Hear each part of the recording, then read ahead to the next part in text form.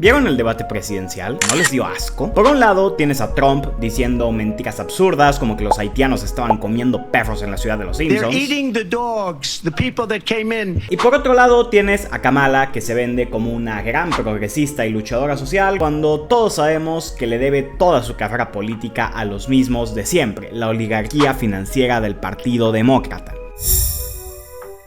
Bueno, les tengo noticias. Estas elecciones no son más que un reflejo de cómo está el país de las libertades, según ellos. Un imperio en decadencia, al borde de la crisis económica, con una fractura social del tamaño de la falla de San Andrés y que está a 2 malos pasos del abismo. En este video vamos a descubrir por qué estas elecciones son las peores en la historia de todos los Estados Unidos y qué puede pasar con los Yankees dependiendo de quién logre ganar en noviembre. A ver, la verdad es que desde hace varios años que las elecciones gringas son todo un temita. Desde que Trump llegó a la vida política, la neta es que toda la democracia estadounidense se ha ido a la chingada. Pero entonces, ¿Trump es el malo y Kamala la única alternativa al neofascismo republicano? Ey, no tan rápido. Kamala tampoco es que sea para nada una mejor opción. De hecho, les tengo noticias, es posiblemente una peor. Porque sí, Harris se vende como una cara fresca, progresista, que viene de familia pobre, lo cual es falso, y que va a ayudar muchísimo a la clase trabajadora. ¿Cómo los va a ayudar? Bueno, regalando dinero a lo baboso, cuando tienes una economía yankee que justamente por hacer ese tipo de cosas actualmente está al borde del colapso. Pero para entender la gravedad de esto hay que entender primero que nada la desesperación que sienten en este momento los demócratas. Recordemos que estos tipos empezaron la contienda con Joe Biden como candidato. Sí, ese tipo que confunde a Putin con Zelensky, que se traba al hablar y que a duras penas se acuerda que es el presidente de los Estados Unidos. Esto provocó una especie de guerra civil en el Partido Demócrata, sobre todo después del primer debate presidencial en el que Biden se vio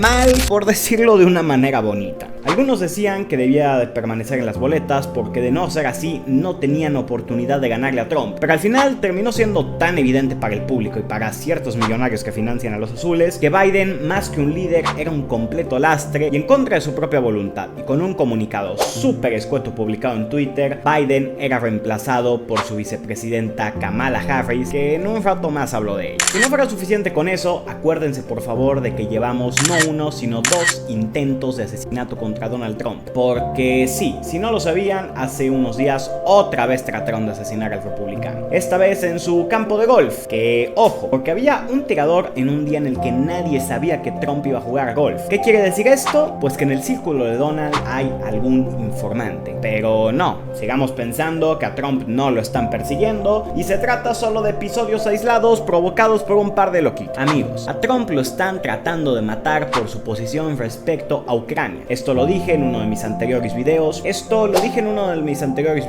y lo vuelvo a decir, porque este señor es el único que no ha entrado en todo este circo de la guerra en Europa del Este y que busca llegar a un acuerdo de paz. Pero si esto pasa, las corporaciones armamentísticas van a perder mucho, pero mucho dinero, y pues eso les molesta. Pero bueno, llegamos al segundo debate presidencial, y es aquí donde todo se vuelve a torcer otra vez. Y es que Trump, que había arrasado con Biden en el primer debate, ahora lo hizo bastante mal contra Kamala, sobre todo a la hora de mostrar congruencia. Trump se dejó llevar por el momento, o no sé yo, y terminó diciendo bastantes barbaridades. El tema de los perros en Springfield, o varias joyitas que se aventó sobre el aborto, sobre la comunidad trans, etc. Y a ver, quizá este tipo de comentarios le pueden sonar muy basados a cierto público, o sea, los más fanáticos de Trump, pero si en este punto de la elección estás tratando de convencer a los indecisos, pues soltar estas cosas no ayuda. Kamala está tratando de dejar atrás esa imagen de izquierdista radical, aliada de Bernie Sanders u Ocasio-Cortez, para ponerse a sí misma como una candidata mujer, joven, negra y de clase trabajadora, el pack completo del progresismo. Eso sí, no van a dejar de tirar bombas en Ucrania, no va a dejar de tirar bombas en Israel. Básicamente va a ser una vendida más a los intereses de los grandes empresarios estadounidenses. Pero bueno, para entender mejor todo este tema, tenemos que entender la situación geopolítica que vive en este momento Estados Unidos. Y es que, después de la desintegración de la Unión Soviética, Estados Unidos se encontró con que ellos eran los reyes del mundo. Ellos juzgaban lo que estaba bien y lo que estaba mal, todo a la vez que se ponían a ellos mismos como ejemplo de democracia para el mundo entero. Bueno, pues resulta que eso se acabó. Estados Unidos poco a poco está perdiendo el control control de las instituciones financieras que le dan poder, también cada vez se encuentra con que su propaganda surte menos efecto. Ya nadie cree en la democracia americana y Trump es un claro ejemplo de ello. No por nada, todos los medios tradicionales hablan de él como un peligro para la democracia, porque eso es otro tema. No solo tratan de acabar con la vida del propio Trump, sino que también con su carrera política. Todos los medios hacen lo de siempre, pintarlo como un loco, un narcisista y un mentiroso. We're still dealing with the damage from Donald Trump's presidency. Y es que volvemos a que en el propio debate recibió varias veces un fact-checking de parte de los moderadores del propio debate. Y por si se preguntan si Kamala Harris recibió algún tipo de corrección o interrupción en el debate, ¿en serio tengo que responder esa pregunta? El mundo cambió. Con el ascenso económico y político que ha tenido China en las últimas décadas, sumado al creciente poder de la Rusia de Putin, que por fin tuvo poder para volver a ejercer sus intereses en el este de Europa, Estados Unidos está buscando cómo adaptarse a este nuevo mundo multipolar y pelear esta Segunda Guerra Fría. La cosa es que la manera en que demócratas y republicanos tratan de hacer estos cambios son muy diferentes. Por un lado tienes un tipo que viene del mundo empresarial y televisivo, que toda su vida fue una celebridad y que prácticamente nadie esperaba que llegara a incursionar en la política, y menos aún ser el presidente de la nación más poderosa del mundo. Trump llegó a su primera candidatura con un historial de varios movimientos de inclinación racista a lo largo de su carrera, como el movimiento Breather, que era básicamente una bola de loquitos que le pedían a Obama mostrar su acta de nacimiento, porque según ellos no había nacido en Estados Unidos. ¿Por qué se lo piden solamente a un tipo como Obama, pero no sé, a Hillary Clinton o a Joe Biden? Bueno, eso ya no me lo pregunten a mí. Para su campaña comenzó a culpar de todos los males del país a todos aquellos que no se ven como te imaginarías que se ve un estadounidense promedio. Y ojo, en algunas cosas puede tener razón, y es innegable que las políticas de fronteras abiertas a la inmigración, que en realidad nunca han sido aplicadas por los demócratas, llevan a cualquier país a tener problemas muy serios. Pero Trump es un político que vive de un público que es simplemente nefasto. Honestamente, no puedo saber si Trump piensa en serio las barbaridades que dice en los debates o en sus discursos de campaña, pero él sabe qué tipo de gente lo sigue y sabe perfectamente cómo ganárselos.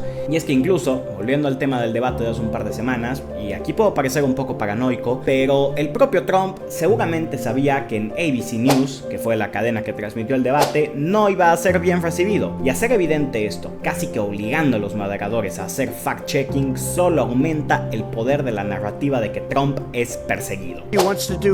Transgender operations on illegal aliens that are... Donald Trump gobernó todo su primer mandato bajo esta narrativa. Y si a eso le sumas que consiguió grandes hitos como el aumento constante de la economía entre el 4 y el 6% anual, tasas de desempleo históricamente bajas y ser el primer estadounidense en 40 años que no inicia ninguna guerra, pues Trump se transformó en un mito que con cada acción que pasaba se iba glorificando. Tras las elecciones de 2020 en las que terminó ganando Biden, Trump comenzó a exacerbar la narrativa del fraude. Y a ver, si no me puse a averiguar si hubo fraude o no en las elecciones de Venezuela, tampoco lo voy a hacer en estas. Aunque debo decir que nadie que no fuera un trumpista fanático admitía que no hubo fraude. Pero insisto, Trump ya era un mito, y ese mito se vio reflejado el 6 de enero de 2021. Cientos de personas que tomaron el Capitolio de los Estados Unidos, y a ver, aquí podemos debatir qué tanta culpa tuvo Trump en todo esto, pero claramente el Partido Demócrata y prácticamente todo el establishment estadounidense no lo bajó de un peligroso radical y un peligro para la democracia. Trump no solo recibió críticas mediáticas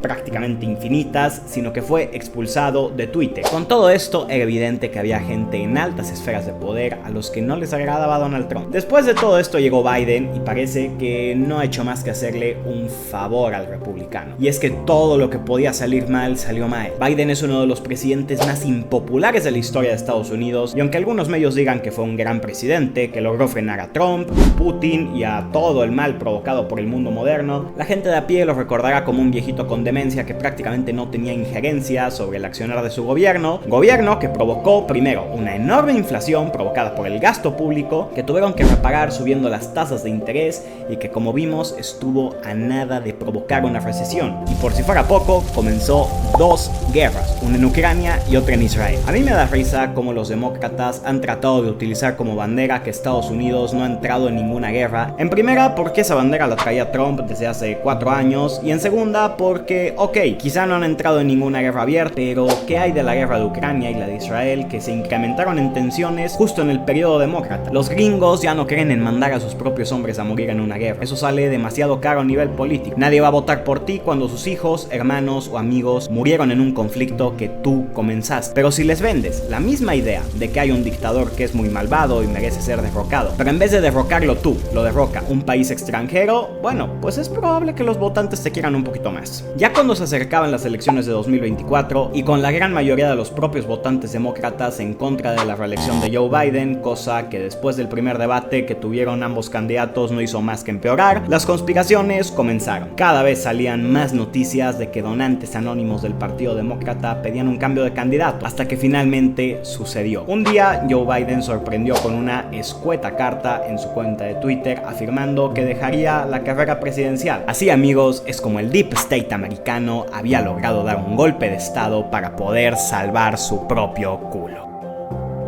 Oye, pero ¿qué carajos es eso del Deep State? Suena a algo que diría un trumpista conspiranoico, pero el Deep State es real. Algún día le dedicaré un video exclusivamente a este tema, pero por mientras les diré que cuando hablo de Deep State me refiero simple y sencillamente a gente con muchísimo poder en la política estadounidense, muchas veces incluso más poder que un presidente, un vicepresidente o un legislador, pero que a diferencia de estos, nadie vota por ellos y son relativamente desconocidos. Hablo de los altos mandos de las agencias de inteligencia como la CIA o el FBI, secretarios de Estado como Anthony Blinken, o incluso poderosos empresarios que donan cantidades monstruosas de dinero a los partidos políticos. Estos tipos, aunque no son propiamente fantasmas, porque con una simple búsqueda en Google puedes encontrar sus nombres y si indagas un poquito puedes saber de qué maneras operan, pero la cosa es que sus movimientos no salen en las portadas de los periódicos. Si mañana Biden, Trump o Kamala dicen una cosa mal, todo el mundo se entera, pero a menos que sean muy adictos a las noticias, es muy probable que nunca hayan escuchado el nombre de Anthony Blinken. Y ya les digo yo que este tipo ha tenido muchísimo más poder que Joe Biden en los últimos 4 años. Pero más que nombres propios, muchas veces hablamos de compañías,